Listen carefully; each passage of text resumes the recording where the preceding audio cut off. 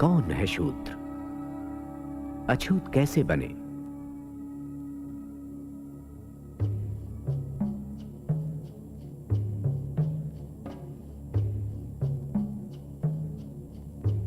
ऋग्वेद का पुरुष सूक्त चातुर्वर्ण का सिद्धांत प्रतिपादित करता हुआ कहता है, चारों वर्ण ब्रह्मा के शरीर से उत्पन्न हुए। ब्राह्मण ब्रह्मा के मुख से, क्षत्रिय भुजाओं से, वैश्य जंघाओं से और शूद्र पांव से। मनु ने शूद्र को सबसे नीची सीढ़ी पर रखा। एक बार अछूत की तरह पैदा होकर वो हमेशा अछूत रहता है।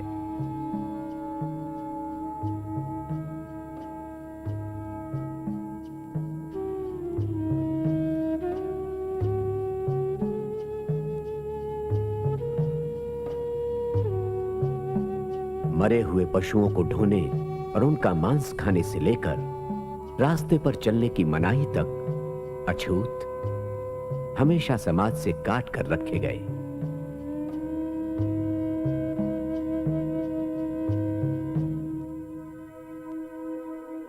ये अपवित्र छाया मूर्ति पर पड़ी।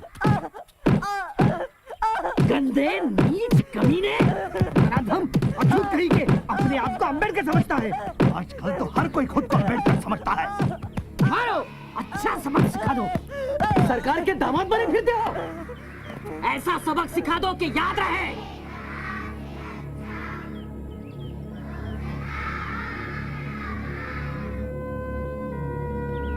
गौतम मोहन का बदला लेंगे।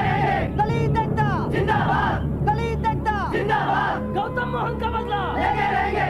गौतम मोहन का बदला लेंगे। गौतम मोहन का बदला लेंगे। कोई इस घेरे को पार न करे, इसके पार जाना मना है। गौतम मोहन का बदला कृपया शांति बनाए रखें। मैं आपकी सभा को गैर कानूनी घोषित करता हूँ। मैं आप सबको यहाँ से चले जाने का हुक्म देता हूँ। गौतम मोहन का बदला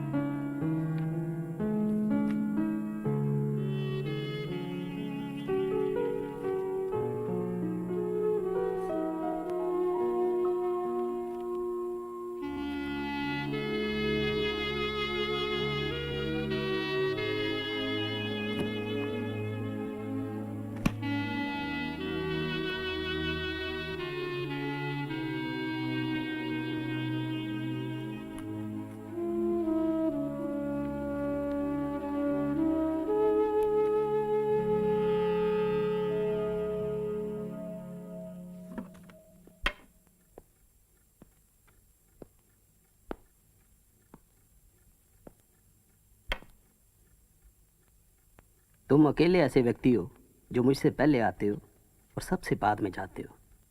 तुम्हारा परिचय? भीमराव अंबेडकर। आखिर हम मिल ही गए। प्रोफेसर सेलिगमैन तुम्हारे बारे में काफ़ी बातें करते हैं। मैं लजपत राय। बाहर चलकर थोड़ी गुफ्तगू हो जाए। अंबेडकर स्वतंत्रता संग्राम। ओह आई एम सॉरी, मैं अपने बारे में बताना तो भूल ही गया। आपको कौन नहीं जानता सर? प्रोफेसर सेलिगमैन उस इकोनॉमिक्स थीसिस की बड़ी तारीफ करते हैं जो तुम उनके लिए लिख रहे हो। हमें इस संघर्ष में तुम जैसे नौजवानों की जरूरत है। अंबेडकर, ये समय बड़ी उथल पुथल का है।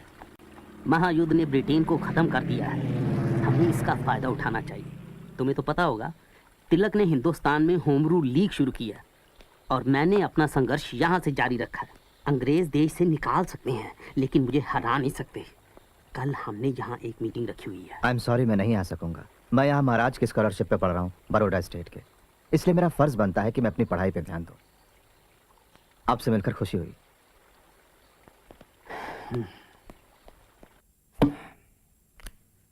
तुमने अक्सर मुझे ये कहते सुना होगा कि पढ़ाई का मकसद सिर्फ दुनिया को समझना नहीं, उसे बदलना भी है ना? मुझे ही देखो, मैं पढ़ाता हूँ, किताबें भी लिखता हूँ, लेकिन मैं निग्रो अर्बन लीग का एक संस्थापक भी हूँ। मैं जानता हूँ सर। मुझे गलत मत समझना, मुझे तुम्हारी पढ़ाई से शिकायत नहीं। तुम मेरे सबसे अच्छे स्टूडेंट हो। आओ चलें। मुझे अफसोस है अंबेडकर, अफसोस ये है कि तुम अपने देश की आज़ादी के लिए चल रही राजनीतिक गतिविधियों में हिस्सा नहीं लेते। मैं अमेरिका पढ़ने आया हूँ, न कि लाजपत राय जी की होम रूल लीग में शामिल होने। आप अगर यही कहना चाहते हैं सर, तो मुझे अपनी जिम्मेदारियों का पता है। जरूर पता होगा, मेरा उससे कोई लेना देना नहीं। I am sorry. मानव विज्ञान थीसिस का तुम्हारा विषय क्या है? हिंदुस्तान की जातियां, उनकी व्युत्पत्ति, फैलाव और रीति रिवाज। हाँ, अपना पेपर कब पेश करोगे? अगले बुधवार को sir. Good luck to you. Thank you sir. एक बात बताऊं, कल रात तुम्हारी बात सुनकर मुझे नींद नहीं आई। ये बहुत ही अजीब बात है। मुझे तो विश्वास नहीं होता, क्या सच में छूना भी मना है? ये तो कुछ भी नहीं। तुम्हें आजादी तो है कम से कम। क्या बात कर रहे हो? हाँ, इसे आजादी कहते हैं? बातें कम करो, पूरा काम 2 घंटे में खत्म करना है। जल्दी करो। Big big. तुम्हारे लिए 14वां संविधान सुधार तो है। संशोधन सिर्फ कागजों पर है। तुम तो हिंदुस्तानी होते हुए भी कोलंबिया यूनिवर्सिटी में पढ़ सकते हो, लेकिन मैं अमेरिकन होते हुए भी वहां नहीं पढ़ सकता, चाहे मुझ में कितना भी हुनर, कितनी भी काबिलियत क्यों ना हो। देखो, ये संविधान सिर्फ कागजों पर ही अच्छा लगता है। असलियत में काला आदमी काला होता है और गोरा गोरा, और दोनों कभी एक नहीं हो सकते। तो तुम रडियार्ड किपलिंग पढ़ते हो? क्या किताबें सिर्फ तुम ही पढ़ते हो? अरे काले निगरो, मैं तुम्हें सबक सिखाऊंगा। मैंने कुछ नहीं किया। अगर तुमने किसी गोरी औरत की तरफ आंख उठाकर भी देखा तो मैं तुम्हें मार डालूंगा। उस लड़की को मैंने नहीं छेड़ा। झूठे मक्कार, मैं तुम्हारी आंखें फोड़ डालूंगा। तुम समझते क्या हो अपने आप को? काले निकम्मे, चल भाग यहाँ से, निकल यहाँ से, दफा हो जा, चल भाग। मनु का कहना है, शूद्र का एकमात्र धर्म है ब्राह्मण, क्षत्रिय, वैश्य, इनकी विनीत भाव से सेवा करना। शूद्र को धन जमा करने का अधिकार नहीं है, भले ही वो इसके लिए सक्षम हो, क्योंकि शूद्र के धन जमा करने से अन्य जातियों को दुख पहुंचता है। रामू जी, दे दो उसको, पैसे ले लो जी।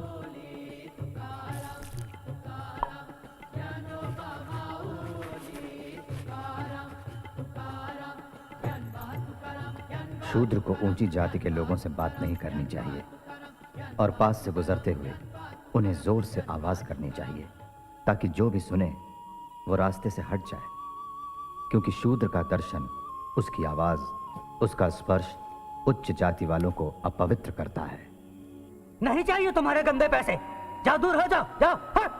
इस लड़के को लगता है क्योंकि इसका बाप सूबेदार मेजर है, तुम इसके बाल काटोगे। अरे सूबेदार हो या मेजर, महार तो महारी है। अगर तुम भैंस के बाल काट सकते हो तो तुम भैंस, गधे और कुत्तों से भी बदतर हो। सवर्णों को चाहिए कि वो कभी भी शूद्रों के सामने वेदों का उच्चारण ना करें। अगर कोई शूद्र वेदों को सुन लेता है तो उसके कानों में शीशा पिघलाकर डलवा देना चाहिए। अगर वे वेद का उच्चारण करते हैं तो उनकी जीवा काट देनी चाहिए। भिवा, भिवा। मैंने तुम्हें संस्कृत लेने के लिए बोला था, फारसी क्यों ली? सर ने कहा कोई सच्चा ब्राह्मण मुझे संस्कृत पढ़ाकर वेद भाषा अपवित्र नहीं करेगा। लेकिन मैंने तुम्हें कहा था ना सीधे प्रिंसिपल के पास जाना। गया था, आपने कहा था बम्बई में सब कुछ ठीक होगा। रो मत, चुप हो जाओ, बंद करो रोना। बलि बकरे की दी जाती है, शेर की नहीं। रो मत। तुम सूबेदार मेजर खानदान के बच्चे हो, याद रखो।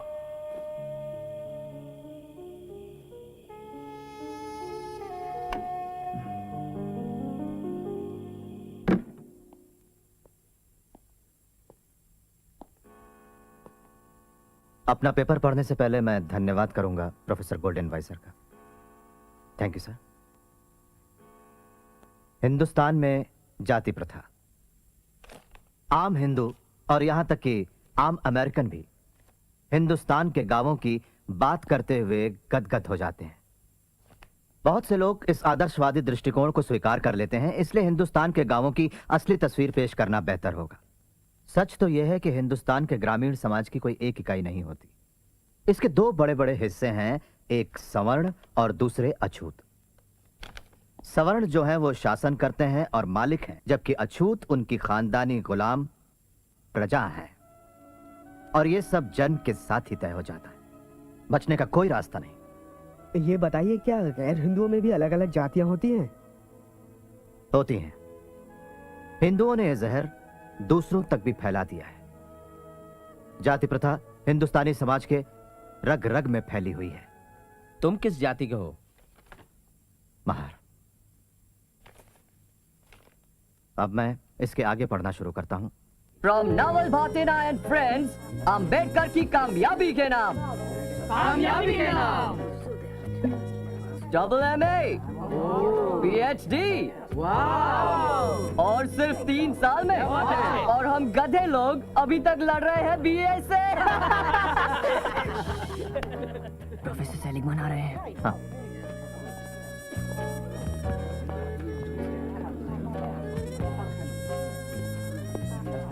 सर, अंबेडकर प्रोफेसर वेब के लिए खत देने आया था। आपने क्या तकलीफ की? तुम्हारा ग्लास कहाँ है? मैं नहीं पीता sir. Such a nice boy. तुम्हारी थीसिस पूरी हो जाए तो मुझे जरूर बताना। प्रस्तावना मैं लिख रहा हूँ, ये मत भूलना। नहीं तो किसी लंदन वाले को पकड़ लोगे।